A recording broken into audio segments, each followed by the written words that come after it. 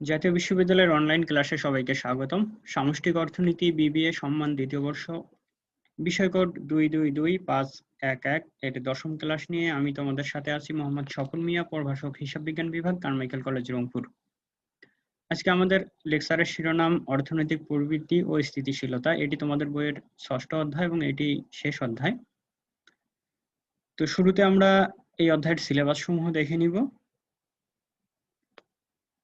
এই অধ্যায়ের সিলেবাসের অন্তর্ভুক্ত বিষয়সমূহ: অর্থনৈতিক প্রবৃদ্ধির তথ্য, উন্নয়নশীল দেশের প্রবৃদ্ধির ধরন, উন্নয়নের বিকল্প মডেল সমূহ, দামের স্থিতিশীলতা ও মুদ্রাস্ফীতি, মুদ্রাস্ফীতির প্রভাব, মুদ্রাস্ফীতির আধুনিক তত্ত্ব, মুদ্রাস্ফীতি বিরোধী নীতিমালা, সরকারি ঋণের আর্থিক ফলাফল, রাজস্ব নীতির তত্ত্ব ও প্রয়োগ, বাংলাদেশের অর্থনৈতিক সম্ভাবনা। তো এই ছিল তোমাদের এই অধ্যায়ের সিলেবাসের অন্তর্ভুক্ত বিষয়সমূহ। এরপরে আমরা দেখে নিব এই অধ্যায়ের আলোচনা থেকে আমরা কোন কোন বিষয়গুলো ব্যাখ্যা করতে পারবো। তো এই অধ্যায় শেষে আমরা যে বিষয়গুলো ব্যাখ্যা করতে পারবো: অর্থনৈতিক প্রবৃদ্ধির হার বলতে কি বোঝো, টেকসই উন্নয়ন কি, অর্থনৈতিক উন্নয়নের পূর্ব শর্ত সমূহ কি, অর্থনৈতিক উন্নয়নের পূর্ব শর্ত সমূহ বাংলাদেশে কতটুকু বিদ্যমান, বাংলাদেশে অর্থনৈতিক উন্নয়নের প্রধান অন্তরায় সমূহ কি কি, দারিদ্র্যের দুষ্টচক্র কি, বাংলাদেশে দারিদ্র্যের কারণসমূহ কি কি, বাংলাদেশে দারিদ্র্য দূরীকরণের উপায়সমূহ, দাম স্তরের স্থিতিশীলতা বলতে কি বোঝো,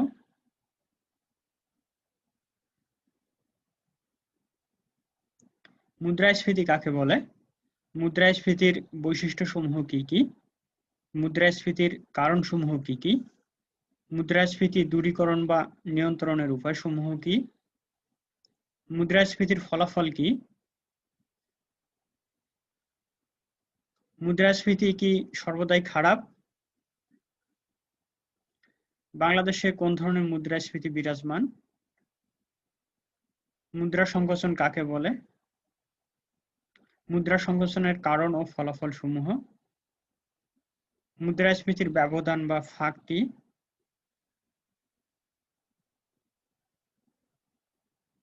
সরকারি ঋণ বলতে কি বোঝো, সরকারি ঋণ ও ব্যক্তিগত ঋণের মধ্যে পার্থক্য, সরকার কেন ঋণ গ্রহণ করে বা সরকারি ঋণের উদ্দেশ্য,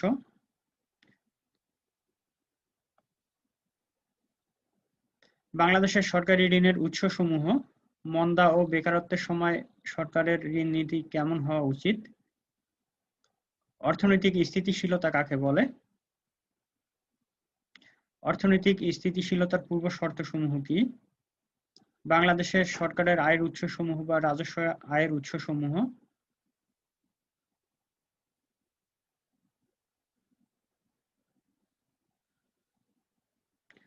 রাজস্ব নীতি কাকে বলে, রাজস্ব নীতির উপকরণ বা হাতিয়ার সমূহ কি কি, রাজস্ব নীতির লক্ষ্য বা উদ্দেশ্য সমূহ কি, বাংলাদেশের উন্নয়নশীল দেশের রাজস্ব নীতির লক্ষ্য বা উদ্দেশ্য সমূহ কি,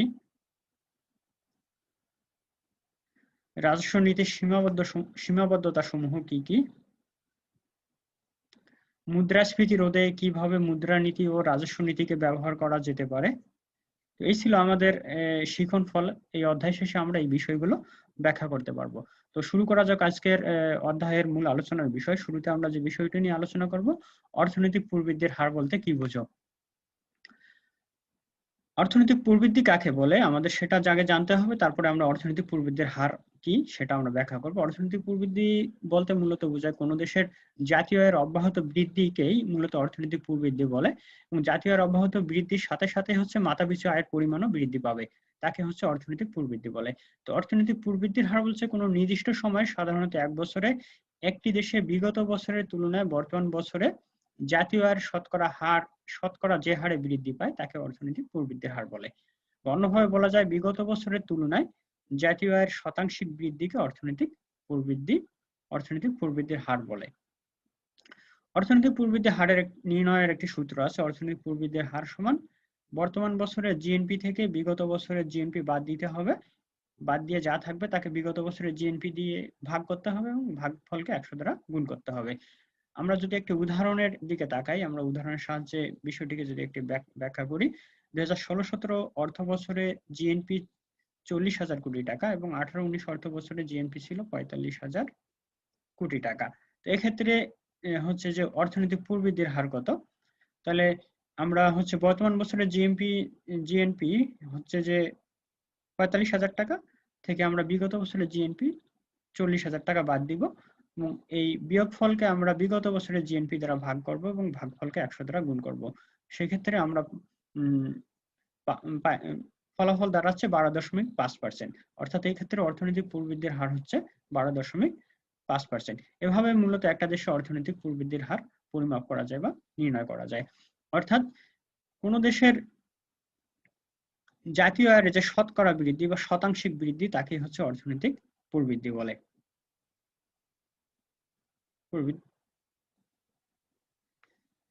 পরের যে বিষয় নিয়ে আমরা আলোচনা করব, টেকসই উন্নয়ন কি? টেকসই উন্নয়ন মূলত এর ইংরেজি হচ্ছে সাস্টেইনেবল ডেভেলপমেন্ট। এই টেকসই উন্নয়ন ধারণাটি মূলত আসে IUCN এর একটি রিপোর্টে সর্বপ্রথম এই শব্দ দুটি ব্যবহার করা হয়। অর্থাৎ টেকসই ধারণাটি পরিবেশ এবং উন্নয়ন সম্পর্কে একটি আধুনিক ধারা, পরিবেশ এবং উন্নয়নের সাথে সম্পর্কিত একটি আধুনিক ধারণা। টেকসই উন্নয়ন শব্দ দুটি 1980 সালে IUCN এর একটি রিপোর্টে সর্বপ্রথম ব্যবহার করা হয়। মানুষের আর্থসামাজিক ও মানবিক মৌলিক চাহিদা পূরণের মাধ্যমে পরিবেশ ও প্রকৃতির ভারসাম্য সুরক্ষা অব্যাহত রাখাকে বোঝায়। অর্থাৎ পরিবেশের সাথে সামঞ্জস্যপূর্ণ অর্থনৈতিক উন্নয়নই হলো টেকসই উন্নয়ন। অর্থাৎ আমরা যদি টেকসই উন্নয়ন বলতে চাই যে প্রকৃতি প্রদত্ত যে উপায় বা উপাদান বা উপকরণ আছে সেগুলোকে ব্যবহার পরিবেশের ক্ষতি না করে, অর্থাৎ প্রকৃতির ক্ষতি না করে সেগুলো ব্যবহার করার মাধ্যমে যে উন্নয়ন হয় সেটাই হচ্ছে টেকসই উন্নয়ন।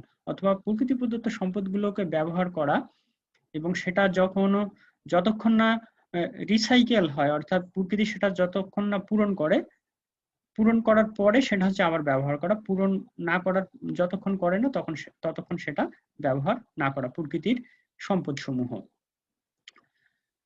জাতিসংঘের পরিবেশ ও উন্নয়ন সংক্রান্ত প্রতিবেদন অনুযায়ী টেকসই উন্নয়নের কিছু বৈশিষ্ট্য পরিলক্ষিত হয়। বৈশিষ্ট্য সমূহ হচ্ছে মানুষের মৌলিক চাহিদার প্রয়োজন মিটিয়ে জীবনযাত্রার মান বৃদ্ধি। অর্থাৎ প্রকৃতি প্রদত্ত সম্পদ সমূহ থেকে মানুষের মৌলিক চাহিদা প্রয়োজন মিটিয়ে জীবনযাত্রার মান বৃদ্ধি করা। জনসংখ্যা একটা নির্দিষ্ট সীমায় ধরে রাখা, অর্থাৎ জনসংখ্যা বৃদ্ধিকে একটা নির্দিষ্ট সীমার মধ্যেই আবদ্ধ রাখা, এই সীমা যেন অতিক্রম করতে না পারে।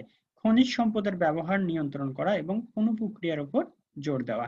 অর্থাৎ খনিজ সম্পদ যেগুলো আছে সেগুলোর ব্যবহার, অর্থাৎ খনি থেকে যে সকল সম্পদ পাই আমরা, এগুলোর ব্যবহার হচ্ছে নিয়ন্ত্রণ করা এবং পুনঃ প্রক্রিয়ার উপর জোর দেওয়া। যেমন হচ্ছে প্রকৃতির যে সম্পদগুলো আছে, যেমন আমরা যদি নবায়নযোগ্য জ্বালানির কথা যদি বলি, যেমন সৌরশক্তি বা হচ্ছে বায়ু শক্তি, এগুলো হচ্ছে যে ব্যবহার করে পুনঃ প্রক্রিয়ার উপর, অর্থাৎ নবায়নযোগ্য জ্বালানির উপর জোর দেওয়া।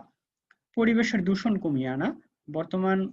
বর্তমানে প্রায় পরিবেশ যে হারে দূষিত হচ্ছে, এই পরিবেশের দূষণ কমিয়ে আনাই হচ্ছে টেকসই উন্নয়নের একটি বৈশিষ্ট্য।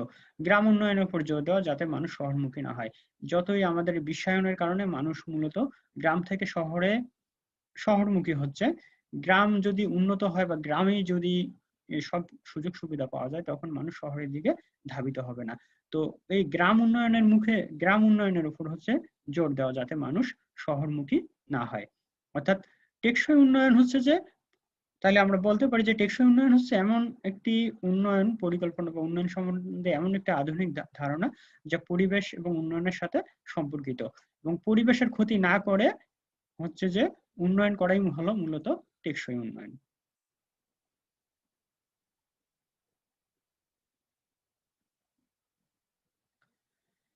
পরে আমরা যে বিষয়টি নিয়ে আলোচনা করব, অর্থনৈতিক উন্নয়নের পূর্ব শর্ত সমূহ। আমরা জানি অর্থনৈতিক উন্নয়ন বলতে বোঝায় যে কোনো দেশের দীর্ঘকাল ধরে, অর্থাৎ কোনো দেশের দীর্ঘকাল ধরে জাতীয় আয়, মাথাপিছু আয়, জনগণের জীবনযাত্রার মান এবং উৎপাদন ক্ষমতার ক্রমবর্ধমান বিকাশকে মূলত অর্থনৈতিক উন্নয়ন বলে।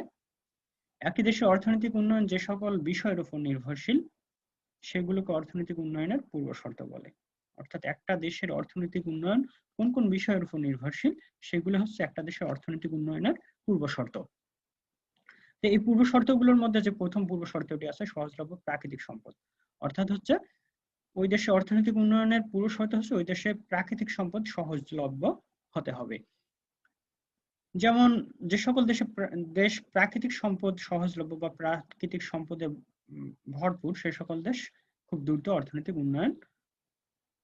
অর্থনৈতিক ক্ষেত্রে উন্নতি করতে পারে। এবং প্রাকৃতিক সম্পদ যদি সহজলভ্য না হয় বা প্রাকৃতিক সম্পদ না থাকলেও একটি দেশ অর্থনীতির ক্ষেত্রে উন্নতি লাভ করতে পারে। যেমন আমরা উদাহরণস্বরূপ বলতে পারি জাপানের কথা। জাপানে অত প্রাকৃতিক সম্পদ বিদ্যমান না থাকলেও তারা কি অর্থনৈতিক উন্নয়নের সর্বোচ্চ শিখরে পৌঁছেছে। জাপান বা সুইজারল্যান্ডের কথা আমরা বলতে পারি।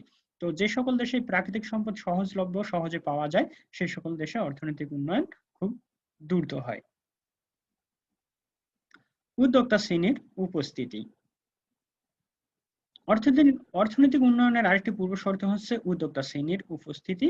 উদ্যোক্তা বলতে মূলত বোঝায় যে যারা হচ্ছে উৎপাদনের উপকরণ সমূহ যেমন ভূমি, শ্রম, মূলধন এবং সংগঠনের সমন্বয় করে নতুন কর্মসংস্থান সৃষ্টি করে, সেটা তাই মূলত উদ্যোক্তা। তো একটা দেশে যত পরিমাণ উদ্যোক্তা থাকবে সে দেশের অর্থনৈতিক উন্নয়ন তত ত্বরান্বিত হবে।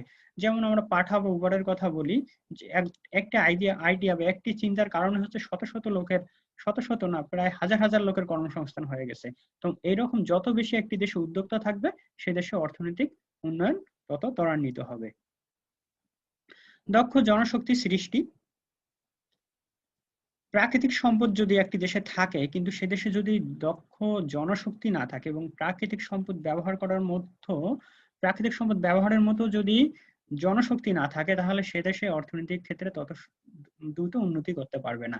তো এই জনশক্তি যত দক্ষ হবে সে দেশ তত অর্থনৈতিক ক্ষেত্রে উন্নতি লাভ করবে। তাই আমাদের দেশের জনশক্তিকে যথাযথ প্রশিক্ষণ এবং শিক্ষার মাধ্যমে দক্ষ জনশক্তি গড়ে তুলতে হবে, তাহলে আমরা অর্থনৈতিক ক্ষেত্রে দ্রুত উন্নতি করতে পারবো। কারিগর ও প্রযুক্তির উন্নতি। একটা দেশে যদি প্রাকৃতিক সম্পদও থাকে, দক্ষ জনশক্তিও থাকে, সেক্ষেত্রে যদি কারিগরি এবং প্রযুক্তিগত সহায়তা বা উন্নতি না থাকে, সে তারা অর্থনৈতিক ক্ষেত্রে তত উন্নতি করতে পারবে না। যেমন যদি আমরা বলি যে শিল্প বিপ্লবের আগে পেশি শক্তির দ্বারাই মানুষ কাজ করতো, কিন্তু শিল্প বিপ্লব এবং প্রযুক্তির উন্নয়নের কারণে শুধু একটা আঙ্গুলের সাহায্যে একটা সুইচ চাপ দিলে মূলত একটা মেশিন চালু হয় এবং সেখানে শত শত শ্রমিকের কাজ হয়। তো এই প্রযুক্তি এবং কারিগরি প্রযুক্তি যত উন্নতি হবে সে দেশ অর্থনৈতিক ক্ষেত্রে তত তাড়াতাড়ি উন্নতি লাভ করবে।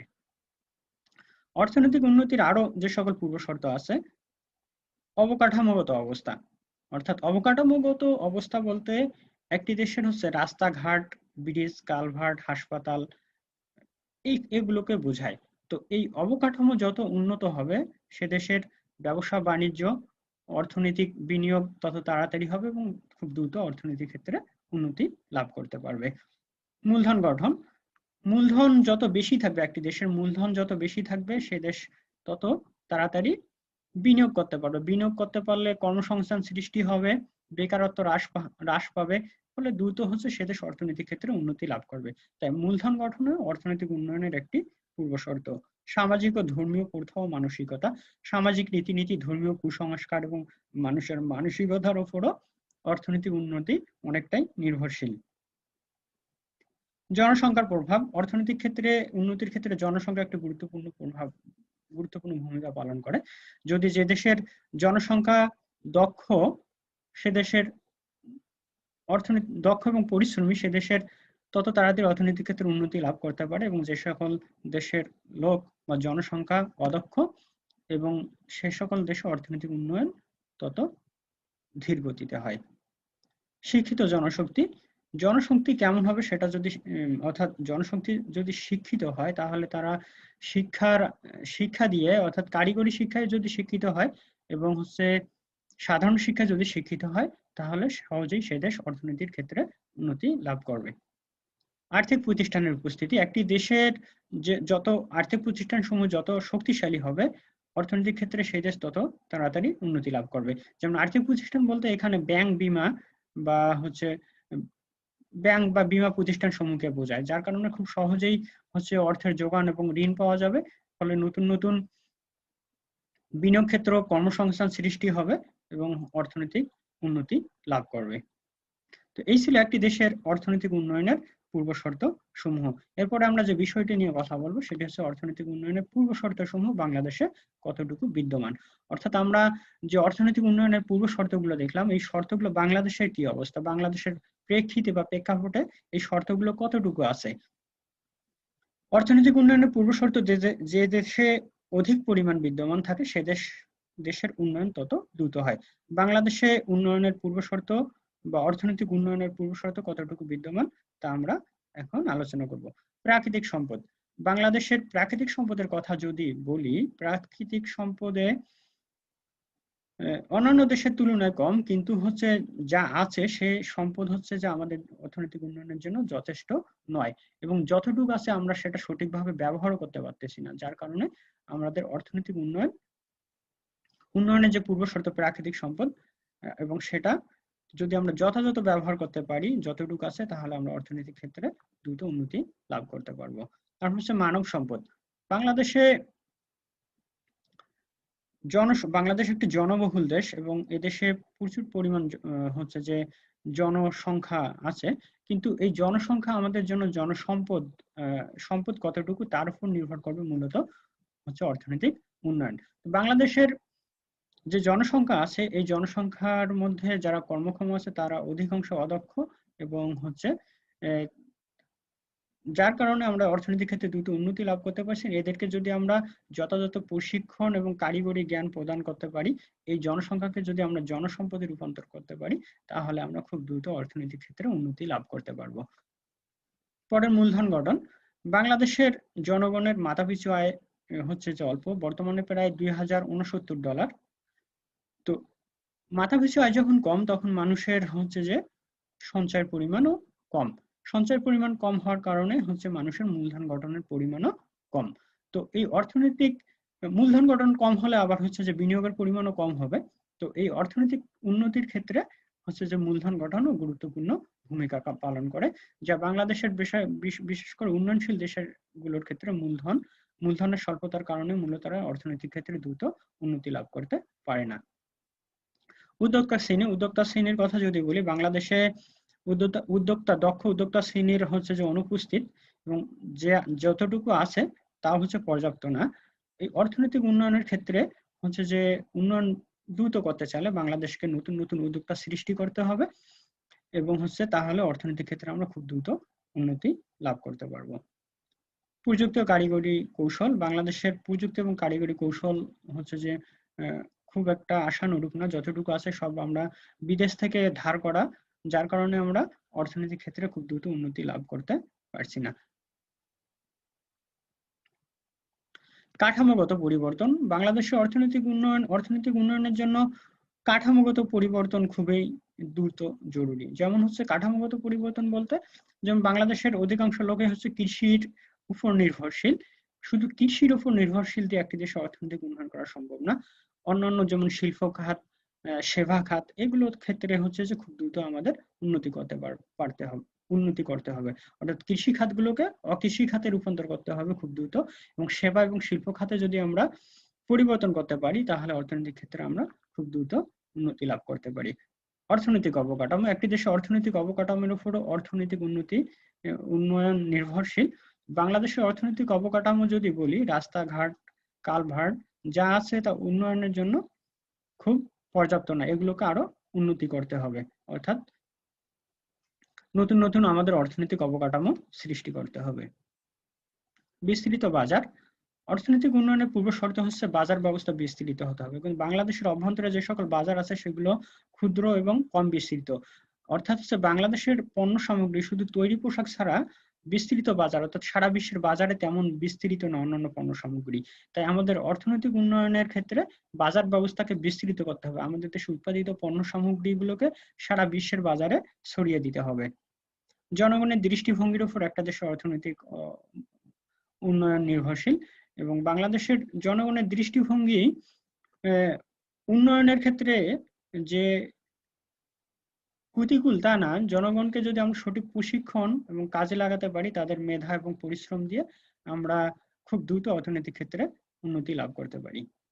তো এই ছিল একটা দেশের অর্থনৈতিক উন্নয়নের আমরা জানলাম পূর্ব শর্ত সমূহ কি, এবং এই পূর্ব শর্ত সমূহ বা উপাদান সমূহ বাংলাদেশে কতটুকু বিদ্যমান। বাংলাদেশের অর্থনৈতিক উন্নয়নের প্রধান অন্তরায় সমূহ কি? আমরা জানি অর্থনৈতিক উন্নয়ন হচ্ছে একটি দেশের জাতীয় আয়, মাথাপিছু আয় এবং জনগণের জীবনযাত্রার মান যখন ক্রমবর্ধমান হারে বাড়তে থাকে এবং সেটা দীর্ঘকাল ধরে চলতে থাকে, তখন তাকে অর্থনৈতিক উন্নয়ন বলে। বাংলাদেশের অর্থনৈতিক উন্নয়নের যে পূর্ব শর্ত বা প্রধান বাধা সমূহ আছে, তার মধ্যে হচ্ছে অনুন্নত কৃষি।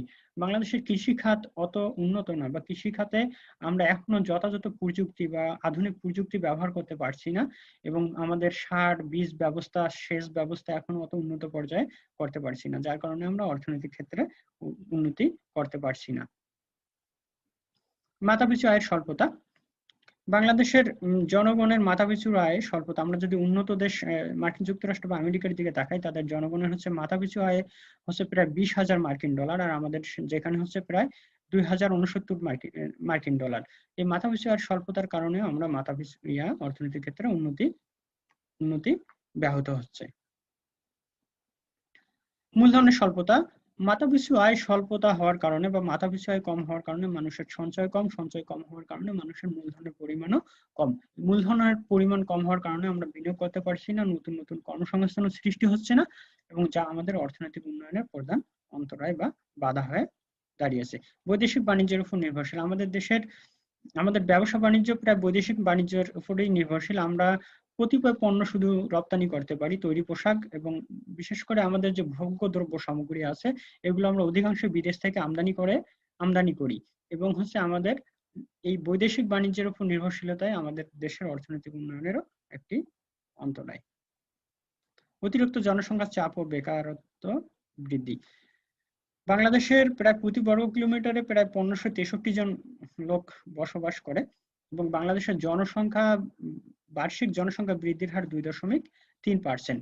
এই অতিরিক্ত জনসংখ্যা বৃদ্ধির কারণে আমরা হচ্ছে যে হারে জনসংখ্যা বৃদ্ধি পাচ্ছে, সেই হারে আমরা কর্মসংস্থানের ব্যবস্থা করতে পারছি না, যার কারণে বেকারত্ব বৃদ্ধি পাচ্ছে এবং আমাদের অর্থনৈতিক উন্নয়ন ব্যাহত হচ্ছে।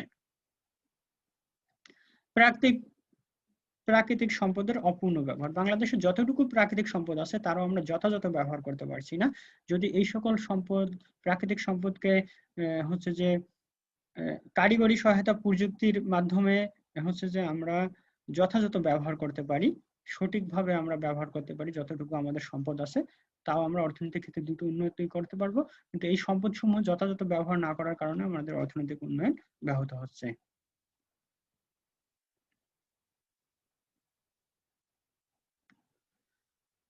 পরের আলোচনার বিষয় আমাদের দারিদ্র্যের দুষ্ট চক্র কি।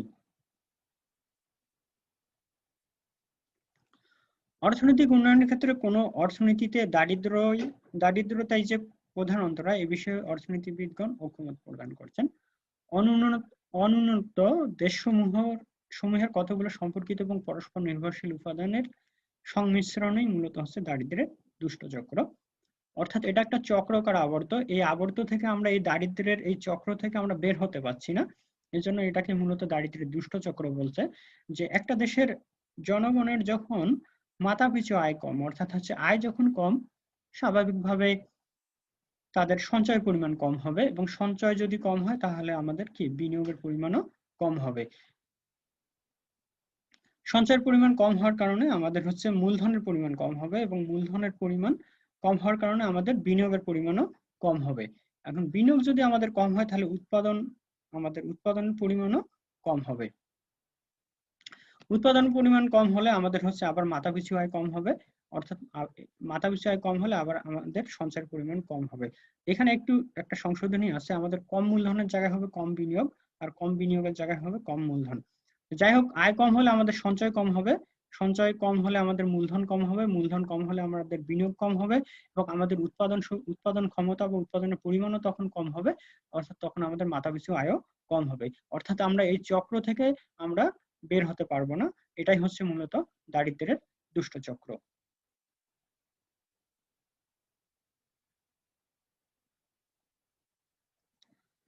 বাংলাদেশের দারিদ্র্যের কারণসমূহ। বাংলাদেশ একটি উন্নয়নশীল দেশ। প্রায় দেশের মোট জনসংখ্যার প্রায় 20% চরম দারিদ্র্য সীমার নিচে বাস করে। নিচে বাংলাদেশের দারিদ্র্যের যে কারণগুলো আছে সেগুলো আমরা আলোচনা করব। অর্থনৈতিক উন্নতি। একটা দেশের যদি অর্থনৈতিক ক্ষেত্রে দ্রুত উন্নতি লাভ করে বা অর্থনৈতিক ক্ষেত্রে উন্নত হয়, তাহলে সে দেশে নতুন নতুন কর্মসংস্থান সৃষ্টি হবে, নতুন নতুন বিনিয়োগ হবে, সেখানে মানুষ কাজ পাবে, যার কারণে হচ্ছে যে সেখান থেকে দারিদ্র্য দূর হবে। আমাদের অর্থনৈতিক ক্ষেত্রে আমরা আমাদের অনুন্নতির কারণেই আমাদের মূলত দারিদ্রতা। সম্পদ ও আয় বন্টনে অসাম্য। সম্পদ এবং আয় বন্টনে অসমতার কারণে বাংলাদেশে দারিদ্র্য দেখা যায়। আমাদের দেশে দেখা যায় যে যাদের সম্পদ আছে বা মুষ্টিমেয় কিছু লোকের কাছে আমাদের দেশে অধিকাংশ সম্পদ, অর্থাৎ হচ্ছে কুক্ষিগত, এবং এই ধনতান্ত্রিক বা অর্থ ব্যবস্থায় হচ্ছে যে মানুষ যাদের সম্পদ আছে তাদের সম্পদ শুধু বাড়তে থাকে, অর্থাৎ ধনীরা শুধু ধনী হতে থাকে এবং দারিদ্র যারা আছে তারা দিন দিন আরো গরিব হতে থাকে। এই সম্পদের এবং আয়ের অসাম্য বন্টন বা অসম বন্টনের কারণেই মূলত দারিদ্র। নিম্ন মাথাপিছু আয়। আমাদের দেশের মাথাপিছু আয় খুবই কম। যদি কিছুক্ষণ আগে আমরা বললাম যে যেখানে উন্নত বিশ্বে আমেরিকায় একজন লোকের মাথাপিছু আয় প্রায় 20,000 মার্কিন ডলার, আর সেখানে আমাদের হচ্ছে প্রায় 2,100 মার্কিন ডলার। সেই ক্ষেত্রে নিম্ন মাথাপিছু আয়ের কারণে মানুষের আয় কম হওয়ার কারণে ভোগ কম, সঞ্চয় কম, বিনিয়োগ কম, যার কারণে হচ্ছে দারিদ্রতা বেশি। উন্নয়নের নিম্ন হার। আমাদের দেশে যে হারে উন্নতি হচ্ছে বা উন্নয়নের হার খুবই নিম্ন, যার কারণে আমাদের দেশে দারিদ্রতা দেখা দিচ্ছে। উচ্চ হারে জনসংখ্যা বৃদ্ধি। বাংলাদেশের জনসংখ্যা খুব দ্রুত হারে বৃদ্ধি পাচ্ছে। অর্থাৎ এখানে বাংলাদেশ একটি ঘন জনবসতিপূর্ণ দেশ। প্রায় প্রতি বর্গ কিলোমিটারে প্রায় 1563 জন লোক বাস করে এবং বার্ষিক জনসংখ্যা বৃদ্ধির হার হচ্ছে 2.3%। যদিও এটি বর্তমানে হ্রাস পেয়েছে, তো এই উচ্চ হারে জনসংখ্যা বৃদ্ধির কারণেও দারিদ্রতা দেখা দিচ্ছে। বেকারত্ব। বাংলাদেশের দারিদ্রতার আরেকটি কারণ হচ্ছে বেকারত্ব। অর্থাৎ হচ্ছে আমাদের দেশে প্রায় কর্মক্ষম লোক যাদের কাজ বা যাদের শ্রম কাজে লাগানো সম্ভব, এরকম প্রায় কর্মক্ষম লোকের মধ্যে প্রায় 90 লক্ষ লোক বেকার। অর্থাৎ এই বেকার লোককে বা এই বেকারত্ব এত পরিমাণ লোককে বেকার রেখে আমরা কখনো অর্থনৈতিক ক্ষেত্রে উন্নতি লাভ করতে পারি না, যার কারণে হচ্ছে আমাদের দারিদ্রতা।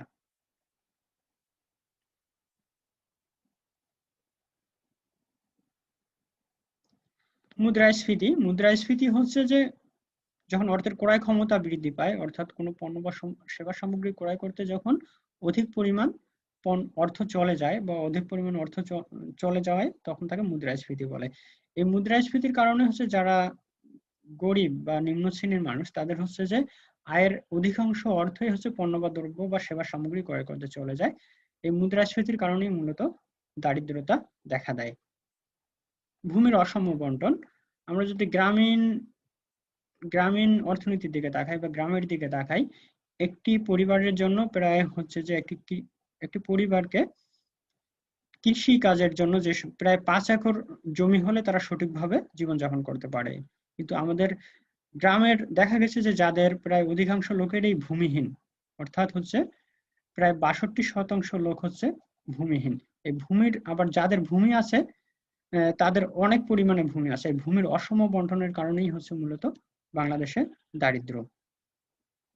নিম্নমানের প্রযুক্তি। আমরা উৎপাদন ক্ষেত্রে বা হচ্ছে প্রযুক্তিগত ক্ষেত্রে যেগুলা প্রযুক্তি ব্যবহার করি বা যে সকল প্রযুক্তি ব্যবহার করে পণ্য বা সেবা সামগ্রী উৎপাদন করি, তা মূলত বিশ্ববাজারে বাজার প্রতিযোগিতায় টিকতে পারে না।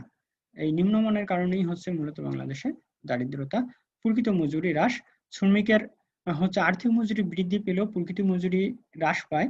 যদি কম হয় তাহলে সেক্ষেত্রে দারিদ্রতা দেখা দেয়।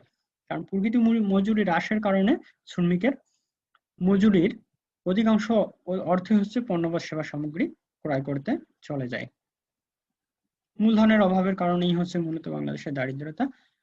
আয় কম, আমাদের সঞ্চয় কমের কারণে মূলধন কম। আমরা বিনিয়োগ করতে পারি না, কর্মসংস্থানও সৃষ্টি হয় না, যার কারণে আমরা দারিদ্র। তো দুর্বল অর্থনৈতিক অবকাঠামো, আমাদের যে অর্থনীতির ক্ষেত্রে যে সকল অবকাঠামো আছে সেই অবকাঠামোগুলো দুর্বল, এজন্য মূলত আমাদের দেশে দারিদ্রতা। রাজনৈতিক অস্থিতিশীলতা, রাজনৈতিক অস্থিতিশীলতার কারণে হচ্ছে যে বিভিন্ন ধরনের লোক কর্মসংস্থান হারায় বা কাজ পায় না, এবং রাজনৈতিক অস্থিতিশীলতার কারণেও আমাদের দেশে দারিদ্রতা দেখা দেয়। তো এই ছিল বাংলাদেশের দারিদ্রতার কারণ। আমরা এখন দেখব বাংলাদেশ থেকে আমরা দারিদ্র কিভাবে দূরীকরণ করতে পারি, অর্থাৎ যে সকল কারণ আমরা দেখলাম সেই কারণগুলো যদি আমরা প্রতিহত করতে পারি তাহলে আমরা দারিদ্র কমাতে পারি। অর্থনৈতিক উন্নয়ন, আমরা যদি অর্থনৈতিক ক্ষেত্রে উন্নতি লাভ করতে পারি তাহলে আমরা কি খুব দ্রুত আমাদের দেশ থেকে দারিদ্রকে আমরা দূর করতে পারবো। ভূমি সংস্কার, অর্থাৎ আমাদের যে ভূমি ব্যবস্থা আছে এটা যদি সংস্কার করা হয়, যাদের অধিক পরিমাণ ভূমি আছে এগুলো যদি সবার মাঝে বন্টন, যাদের ভূমি নেই সবাইকে যদি সমভাবে বন্টন করে দেওয়া যায় তাহলে দারিদ্র দূর করা সম্ভব। গ্রামীণ জনগোষ্ঠীর জন্য উন্নয়ন কর্মসূচি, অর্থাৎ আমাদের দেশে যে গ্রামীণ জনগোষ্ঠী আছে তাদের জন্য বিশেষ উন্নয়ন কর্মসূচি গ্রহণ করলে আমরা দারিদ্র দূরীকরণ করতে পারবো। যেমন তাদের জন্য যদি আমরা মৎস্য চাষ, বনায়ন, গৃহপালিত পশু পাখি পালন, এগুলো কর্মসূচি যদি উন্নয়নমূলক কর্মসূচি গ্রহণ করতে পারি তাহলে আমরা হচ্ছে দারিদ্র দূর করতে পারবো। গণপূর্ত কর্মসূচি, বাংলাদেশের গ্রামীণ অর্থনীতিতে যদি আমরা খাল খনন, স্কুল বা কলেজ নির্মাণ, এ সকল হচ্ছে যে গণপূর্ত কর্মসূচি গ্রহণ করি তাহলে গ্রামীণ যে বেকার জনগোষ্ঠী আছে তাদের হচ্ছে যে কিছুটা হলে কর্মসংস্থান হবে এবং দারিদ্র দূর হবে। বেকার কর্মসংস্থান কর্মসূচি গ্রহণ, অর্থাৎ বেকারদের জন্য যদি আমরা কর্মসংস্থানের ব্যবস্থা করি বা তাদের জন্য আমরা কর্মসূচি গ্রহণ করি তাহলে আমরা দারিদ্র দূর করতে পারবো। বাংলাদেশের দারিদ্র দূরীকরণের জন্য আরো যে সকল কর্মসূচি উপায়ে আছে তার মধ্যে ন্যূনতম চাহিদা পূরণ কর্মসূচি, অর্থাৎ হচ্ছে একটি পরিবারের জন্য বা মানুষের জন্য ন্যূনতম যে চাহিদা আছে, অর্থাৎ মৌলিক যে চাহিদাগুলো আছে এগুলো যদি আমরা পূরণ করতে পারি বা এর জন্য যদি আমরা কর্মসূচি গ্রহণ করতে পারি তাহলে আমরা দারিদ্র দূর করতে পারবো। কৃষি উন্নয়ন, আমাদের দেশের প্রায় হচ্ছে যে 80% লোক কৃষির উপর নির্ভরশীল। কৃষিক্ষেত্রে যদি আমরা আধুনিক প্রযুক্তি, বীজ, সার, কীটনাশক ব্যবহার করতে পারি এবং কৃষিক্ষেত্রে যদি আমরা উন্নতি লাভ করতে পারি তাহলে আমরা দারিদ্র দূর করতে পারবো। জনসংখ্যা নিয়ন্ত্রণ, জনসংখ্যা আমাদের দেশে যে হারে বৃদ্ধি পাচ্ছে আমরা সে হারে কর্মসংস্থান তৈরি করতে পারছি না। এই বাড়তি জনসংখ্যাকে যদি আমরা নিয়ন্ত্রণ করতে পারি, অর্থাৎ জনসংখ্যা যদি আমরা আমাদের সীমা একটা কাম্য স্তরের মধ্যে রাখতে পারি তাহলে আমরা দারিদ্র দূর করতে পারবো। দ্রুত শিল্পায়ন, আমরা যদি নতুন নতুন শিল্প স্থাপন করতে পারি তাহলে হচ্ছে অনেক লোকের কর্মসংস্থান হবে এবং হচ্ছে দারিদ্র দূর হবে। শিক্ষা বিস্তার, আমরা যদি শিক্ষা বিস্তার করতে পারি বিশেষ করে কারিগরি শিক্ষা এবং হচ্ছে কর্মমূলক শিক্ষা তাহলে আমরা দারিদ্র দূর করতে পারবো। অবকাঠামোগত উন্নয়ন, আমাদের দেশের যে অবকাঠামো আছে অর্থাৎ রাস্তাঘাট, ব্রিজ, কালভার্ট, এগুলো যদি আমরা দ্রুত উন্নতি করতে পারি তাহলে আমরা দারিদ্র দূর করতে পারবো। প্রাকৃতিক সম্পদের পূর্ণ ব্যবহার, আমাদের যে প্রাকৃতিক সম্পদ যতটুকু আছে এগুলোর যদি আমরা যথাযথ ব্যবহার করতে পারি তাহলে আমরা অর্থনৈতিক ক্ষেত্রে উন্নতি লাভ করব এবং দারিদ্র দূরীকরণ হবে। তো এই ছিল একটি আমাদের দেশের হচ্ছে দারিদ্র দূরীকরণের উপায়সমূহ। পরে যে আমরা বিষয় নিয়ে আলোচনা করব, দাম স্তরের স্থিতিশীলতা বলতে কি বুঝো? দাম স্তরের স্থিতিশীলতা বলতে অর্থাৎ দাম স্তরের স্থিতিশীলতা বজায় রাখা সকল দেশের অর্থনীতির জন্য একটি গুরুত্বপূর্ণ বিষয়। যখন কোনো দেশের অর্থনীতিতে মুদ্রা সংকোচন এবং মুদ্রাস্ফীতির প্রবণতা থাকে না এবং দাম স্তর খুব বেশি উঠানামা করে না বরং একটা সহনীয় বা স্থিতিশীল পর্যায়ে থাকে তখন তাকে দাম স্তরের স্থিতিশীলতা বলে। যখন দাম স্তর ক্রমাগত বাড়তে থাকে তখন মুদ্রাস্ফীতি দেখা দেয়, আবার যখন দাম স্তর ক্রমাগত কমতে থাকে তখন মুদ্রা সংকোচন দেখা যায়। একটি দেশের অর্থনীতিতে মুদ্রা সংকোচন এবং মুদ্রাস্ফীতি কোনোটি কাম্য নয়। তাই লর্ড কেইনস যথার্থই বলেছেন যে মুদ্রাস্ফীতি অসঙ্গত এবং মুদ্রা সংকোচন অসমীচীন, অর্থাৎ মুদ্রাস্ফীতি এবং মুদ্রা সংকোচন কোনোটাই কাম্য নয়। অর্থাৎ দাম স্তর যখন উঠানামা করে তখন তাকে দাম স্তরের স্থিতিশীলতা, উঠানামা করে না তখন তাকে দাম স্তরের স্থিতিশীলতা বলে। অর্থাৎ যখন কোনো দেশের অর্থনীতিতে মুদ্রা সংকোচনও থাকে না, মুদ্রাস্ফীতির প্রবণতাও থাকে না, এবং দাম স্তর অর্থাৎ হচ্ছে পণ্য বা দ্রব্য সামগ্রীর যে দাম বা মূল্য থাকে সেটা খুব বেশি উঠানামা করে না এবং একটা স্থিতিশীল এবং বা মানুষের একটা সহনীয় পর্যায়ে থাকে, তখন তাকে দাম স্তরের স্থিতিশীলতা বলে।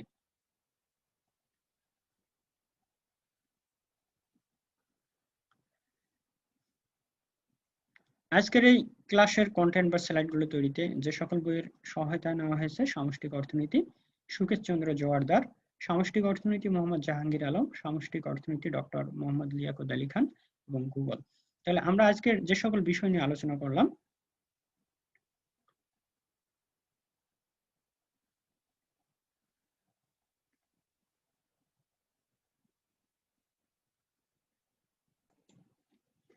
অর্থনৈতিক প্রবৃদ্ধির হার বলতে কি বুঝো, টেকসই উন্নয়ন বলতে কি বুঝো, বা একটি দেশের অর্থনৈতিক উন্নয়নের পূর্ব শর্ত সমূহ কি, বাংলাদেশে অর্থনৈতিক উন্নয়নের পূর্ব শর্ত সমূহ কতটুকু বিদ্যমান, তারপর হচ্ছে দারিদ্রতার কারণ, বাংলাদেশের দারিদ্রতার কারণসমূহ এবং দারিদ্রতা দূরীকরণের উপায়সমূহ, দাম স্তরের স্থিতিশীলতা, তারপরে হচ্ছে দারিদ্র্যের দুষ্ট চক্র।